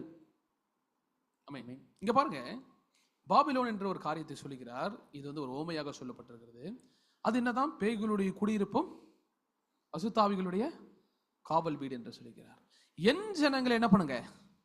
அவளை விட்டு வெளில வாங்க. அப்ப தேவ ஜனங்கள் என்ன இருக்காங்களா? இந்த பரிசேயர் சதுசேயர்களுக்கு கீழாக இருக்கிறது போல இந்த கடைசி காலத்திலும் கூட மூட நம்பிக்கைகளிலும் சுய சிந்தனைகளும் இருக்கிறாங்க இல்லையா? அப்ப பரலோகத்திற்கு செல்ல வேண்டும் என்கிற நம்பிக்கை இருக்கிறது, பரலோகத்துக்கு செல்லணுங்கிற ஆசை இருக்கிறது, வாஞ்சை இருக்கிறது. ஆனா உள்ளுக்குள்ள இன்னொன்னு இருக்கிறது. தேவன் நான் செய்கிற ஒரு காரியத்துல என்ன பண்ணிடுவாரு? என்னை கூட்டிட்டு போயிடுவாரு. இதை பண்ணால் மாத்திரம் போதும், நான் என்ன பண்ணுவேன்? டைரக்டா போயிடுவேன். அந்த ஒரு காரியம் கிடையாது. நான் பரலோகத்துக்கு போக வேண்டும் என்றால் மீட்டெடுக்கப்பட வேண்டும் இல்லையா? அவருடைய ராஜ்யம், வருகிற ராஜ்யத்தை என்ன பண்ணணும்? நான் அறிந்து கொள்ள வேண்டும் இல்லையா? வெளிப்படுத்தின விசேஷம் 21ஆம் அதிகாரம் 1-4 சொல்லுகிறது. இதுல 2 காரியத்தை நம்ம பார்க்கிறோம். முதலாவது வசனம் என்ன சொல்லுகிறது? பின்பு நான் புதிய வானத்தையும் புதிய பூமியும் கண்டேன். முந்தின வானமும் முந்தின பூமியும் ஒளிந்து போயின, சமுத்திரமும் இல்லாமற் போயிற்று. யோவானாகிய நான் புதிய எருசலேமாகிய பரிசுத்த நகரத்தை தேவனிடத்தில் நின்று பரலோகத்தை விட்டு இறங்கி வர கண்டேன். அது தன் புருஷனுக்காக அலங்கரிக்கப்பட்ட மணவாட்டியைப் போல ஆயத்தமாக்கப்பட்டிருந்தது. முதலாவது இங்க பாத்தீங்கன்னா புதிய வானத்தையும் புதிய பூமி கண்டேன், முந்தின வானம் முந்தின பூமி ஒழிந்து போனது. அதுக்கு பிறகு என்ன ஆகுதான்? புதிய எருசலேமாகிய பரிசுத்த நகரம் தேவனை விட்டு பரலோகத்திலிருந்து இறங்கி வருகிறது கண்டேன். அதனால தான் இந்த இடத்துல பாருங்க, இஸ்ரவேல் ஜனங்களை பத்தின அந்த இடத்துல நம்ம வரணும். இஸ்ரவேல் ஜனங்கள் என்ன பண்ணார்? தேவன் மீட்டெடுத்தார், அவர்களுக்கு வார்த்தை கொடுத்தார், அவர்கள் மத்தியில் வாசம் செய்ய முடியாது என்ன பண்ணாரு? ஒரு ஸ்தலத்தை உண்டாக்கினார். அதே போல இயேசு கிறிஸ்துவான முதலாம் வருகையில என்ன பண்ணாரு? அந்த கள்ள போதகர்கள் கூட்டத்தில் என்ன பண்ணாரு? அவர்களை மீட்டெடுத்து அவர்களுக்கு வார்த்தை கொடுத்து அவர்களிடத்தில் என்ன பண்ணாரு? அந்த பரலோக ராஜ்யமாக அவர்களை உண்டாக்கினார். அப்ப இரண்டு இடத்திலும் பார்க்கும்போது என்ன பண்ணப்பட்டாங்க? ஜனங்கள் மீட்டெடுக்கப்பட்டார்கள். அப்ப இந்த புதிய வானம் புதிய பூமி, அந்த சீயோன் என்னென்று பார்த்தால் ஜனங்கள் முதலாவது என்ன செய்யணும்? அவர்கள் மீட்டெடுக்கப்பட வேண்டும். அவர்கள் மீட்டெடுக்கப்பட்ட பிறகுதான் அந்த ராஜ்யமாய் கூடி சேர்த்த பிறகுதான் என்ன செய்யறாங்க? அந்த பரலோக ராஜ்யம், அந்த ஆவிக்குரிய உலகம் அது இறங்கி வருகிறது. அது உங்களுடைய ராஜ்யம் வருவதாக, உங்களுடைய சித்தம் பரலோகத்திலே செயல்படுவது போல பூமியிலும் செயல்படுவதாக என்று கேட்டால், இந்த கடைசி காலத்தில் அவருடைய சித்தம் இந்த பூமியில அந்த மீட்டெடுக்கப்படுகிற ஜனங்களுக்கு அது வெளிப்படுகிறது. அந்த வெளிப்படுகிற ஜனங்கள் என்ன பண்றாங்க? அதை விசுவாசித்து அவர்கள் கூட்டி சேர்க்கப்படுகிறார்கள். அந்த கூட்டி சேர்க்கப்படுகிற இடத்துல என்ன வருதான்? எந்த ராஜ்யம் அது பாவத்தினால நம்மை விட்டு பிரிந்ததோ அது மீண்டுமாக நம்மோடு கூட வருகிறது என்று பார்க்கிறோம். அப்போ மேலும் வாசிக்கலாமா? 3-4. மேலும் பரலோகத்தில் இருந்து உண்டான ஒரு பெரும் சத்தத்தை கேட்டேன். அது, இதோ மனுஷர்களிடத்தில் தேவனுடைய வாசஸ்தலம் இருக்கிறது. அவர்களிடத்தில் அவர் வாசமாயிருப்பார். அவர்களும் அவருடைய ஜனங்களாயிருப்பார்கள். தேவன் தாமே அவர்களோட கூட இருந்து அவர்களுடைய தேவனாயிருப்பார். அவர்களுடைய கண்ணீர் யாவையும் தேவன் துடைப்பார். இனி மரணமும் இல்லை, துக்கமும் இல்லை, அலறுதலும் இல்லை, வருத்தமும் இல்லை, முந்தினவைகள் ஒளிந்து போயின என்று விளம்பினது. இப்போ நம்ம யோசித்து பார்க்கலாம், பரலோகம் எங்கே இருக்கிறது? அவர் மனுஷரிடத்திலே வாசம் செய்கிறார். அப்போ மனுஷரிடத்திலே வாசம் செய்கிறதான அந்த இடம் எப்படிதான் நமக்கு தெரியும்? அவருடைய ரகசியமானது அது வெளிப்படும் பொழுது நமக்கு தெரியும். அப்போ முதலாம் வருகையில் எங்கே இருக்கிறது என்று புரிஞ்சுக்கிட்டீங்களா? அது இயேசு கிறிஸ்துவான வரும் பொழுது, அவருடைய வார்த்தை வெளிப்படும் பொழுது அதில் கூட்டி சேர்க்கப்பட்ட இடம் தான் அது பரலோக ராஜ்யம். அவர்கள் மத்தியிலே தேவனுடைய ஆவியானது என்ன பண்ணதான்? வந்து வாசம் செய்தது என்று பார்க்கிறோம். ஆனா இன்னைக்கு இந்த வேதத்தின் மேல் விசுவாசம் வைத்திருக்கிறதான இந்த ஜனங்கள் மத்தியில பரலோகம் வருகிறது. இந்த பரலோகம் இந்த பூமியில உண்டாக்கப்படுகிறது. எப்போ? அவருடைய சித்தம் வெளிப்படும் பொழுது, அது விசுவாசித்து நாம் நடக்கும் பொழுது, இல்லையா? அப்போ அந்த காரியத்தை நாம் கண்டடைய வேண்டும் என்று சொன்னால் என்ன செய்யணும்? நம்ம அவருடைய சித்தத்தை நம்ம அறிந்து கொள்ளணும். ஒருபோதும் என்ன செய்யக்கூடாது? என்னுடைய சுயம் தேவனை மகிமைப்படுத்தும் என்கிறதான அந்த சிந்தனை விட்டு அவர் நமக்கு காண்பிக்கிற அந்த பாதையில் என்ன செய்யணும்? நாம் நடக்க வேண்டும். ஆமென். ஸோ இந்த வார்த்தைகளை கொண்டு கர்த்தர் உங்களை ஆசீர்வதிப்பார். நாம் ஜெபிப்போம். நல்ல பிதாவே, இந்த அருமையான நாளை கொடுத்ததுக்காக நன்றி செலுத்துகிறோம். இந்த நாளும் கூட பரலோகம் எங்கே இருக்கிறது, பரலோகத்தின் செல்வதற்கான பாதை என்னென்று பார்த்தோம். ஆண்டவரே, தேவனுடைய வார்த்தையை அறிந்து கொள்வதும் தேவனால் அனுப்பப்பட்ட ஒருவரையும் அவருடைய வார்த்தையை விசுவாசிப்பதை நித்திய ஜீவன் என்று பார்க்கிறோம். இயேசு கிறிஸ்துவானவர் மூலமாக எங்கள் பாவங்களை நீக்கி எங்கள் பாவங்களுக்காக அவருடைய ரத்தத்தின் மூலமாக மீட்டு கொள்ளப்பட்டு எங்கள் பரலோகத்தின் பாதையையும் அவருடைய சித்தத்தையும் வெளிப்படுத்தி கொடுத்திருக்கிறீர். அதுக்காக நன்றி செலுத்துகிறோம். இந்த கடைசி காலத்திலே வாழ்ந்து கொண்டிருக்கிற நாங்கள், எங்களுக்கு தேவனுடைய சித்தமானது வெளிப்பட்டு இருக்கிறது. அந்த வார்த்தை வெளிப்படும் பொழுது அதற்படியாக கேட்டு நாங்கள் நடக்க கர்த்தர் உதவி செய்கிறாக. ஒருபோதும் எங்களுடைய சுய பலத்தினாலும் எங்கள் சுய சிந்தனையினாலும் தேவனை மகிமைப்படுத்தலாம் என்கிறதான சிந்தனை விட்டு தேவன் எங்களுக்கு காண்பிக்கிற அந்த பாதையை மாத்திரமே நாங்கள் பின்பற்றவும் அதை கடைபிடிக்கவும் கர்த்தர் உதவி செய்கிறாக. இந்த வார்த்தையை கேட்டிருக்கிறதான தேவ பிள்ளைகள் எல்லோரும் நீர் ஆசீர்வதிப்பீராக. இணைய வளத்தின் மூலமாக கேட்டுக்கொண்டிருக்கிற அவரையும் ஆசீர்வதிப்பீராக. எல்லா காரியத்தையும் நீரை பொருட்படுத்த வழிநடத்தும். இயேசுவில் ஜெபிக்கிற நல்ல பிதாவே,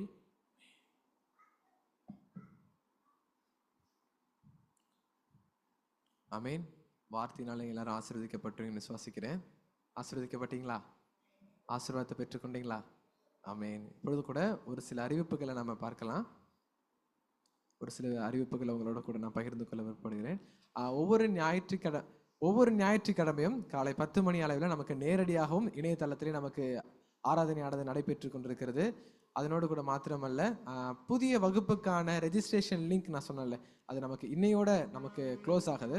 ஸோ உங்களுக்கு தெரிந்த நண்பர்கள் யாராச்சும் பங்கு பெறணும்னு நீங்கள் விருப்பப்பட்டீங்கன்னா இந்த மாதத்திற்கு இன்றைக்கு தான் கடைசி நாளாக இருக்குது. ஸோ அவங்களும் அந்த கிளாஸில் பங்கு பெற்று அவங்களும் அந்த ஆசீர்வாதத்தை பெற்றுக்கொள்ளும்படிக்கு நீங்கள் அவங்களுக்கு உதவி செய்யுங்க, சரிங்களா?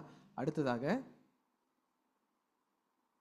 Men's and women's group potluck fellowship பார்த்தீங்கன்னா February 22 சனிக்கிழமை மதியம் 12 மணிக்கு நமக்கு ஆண்கள் மற்றும் பெண்களுக்கான ஒரு ஃபெலோஷிப் இருக்குது. ஓகேவா? வாலிபர்களுக்கு நமக்கு தனியாக இருக்கும். இது வந்து ஆண்கள் மற்றும் பெண்களுக்கான ஒரு ஃபெலோஷிப் ஒன்று இருக்குது. ஸோ இந்த இடத்துல நம்ம என்ன பண்ணுவோம்னா 12 மணிக்கு நம்ம எல்லாருமே கேதர் ஆகும். ஸோ நம்ம என்ன பண்ணுவோம், நாம் சமைச்சு கொண்டு வந்து மற்றவங்களும் சமைச்சு கொண்டு வருவாங்க. நம்மளுடைய அன்பை பகிர்ந்து கொள்வது போல் உங்களுடைய கை பக்குவங்களை என்ன பண்ணுங்கள், ஒருத்தவங்களோட ஒருத்தவங்க பகிர்ந்து கொள்ளுங்க. இது நிமித்தம் நாம் நல்ல ஒரு கூடுகையை நாம் ஏற்படுத்தலாம். அடுத்ததாக காணிக்கை நேரமாக இருக்கிறது. நம் சகோதரர் ஒரு பாடலை பாடுவார்கள், நாம் சேர்ந்து நம் காணிக்கை செலுத்தலாம். எழும்பி நின்று நாம் காணிக்கை செலுத்துவோம்.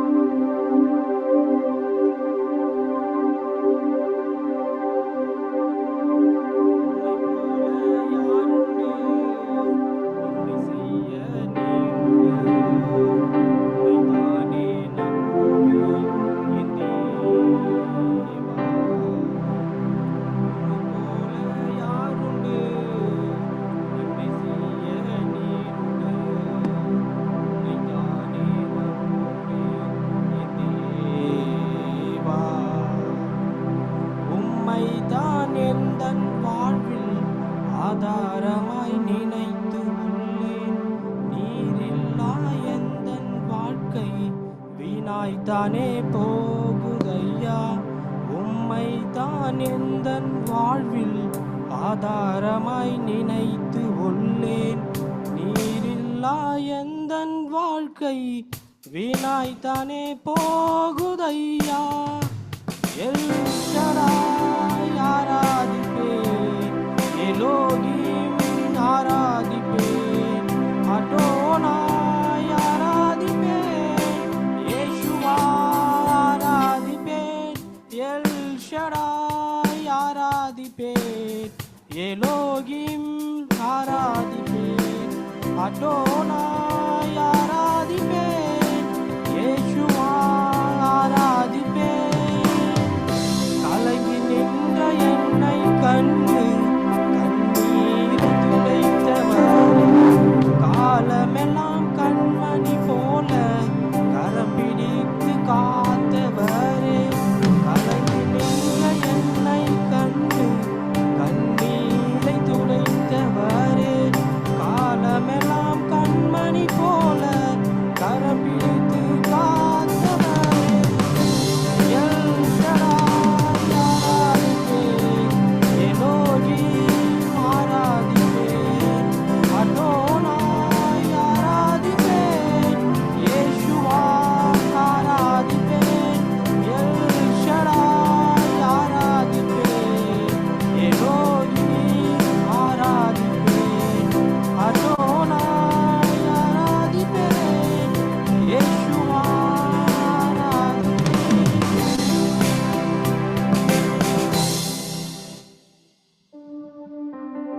கண்களை மூடி ஜெபிப்போம். மகா கிருபையும் இரக்கமும் நிறைந்த தேவனே, ஆண்டவரே, உமக்காக நாங்கள் காணிக்கைகளை செலுத்தியிருக்கிறோம். கர்த்தர் நீர் இதனுடைய பலனை 30, 60, 100 விலை செய்தருளும்படியாய் ஜெபிக்கிறோம். கொஞ்சத்தில் உண்மை உள்ளவனே, அதிகத்தில் அதிகாரியாக மாற்றுவேன் சொல்லுகிறீங்க.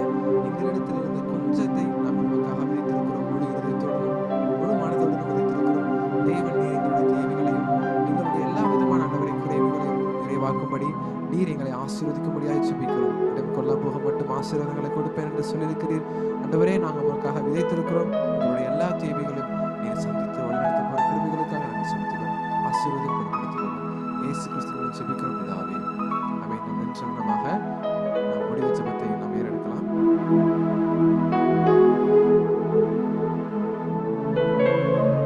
ஜெபிப்போம். மகா மகா பரிசுத்தமுள்ள எங்களின் பிதாவே, உம்மை நாங்கள் நன்றியோடு துதிக்கிறோம் அப்பா, ஸ்தோத்திரிக்கிறோம் தகப்பனே.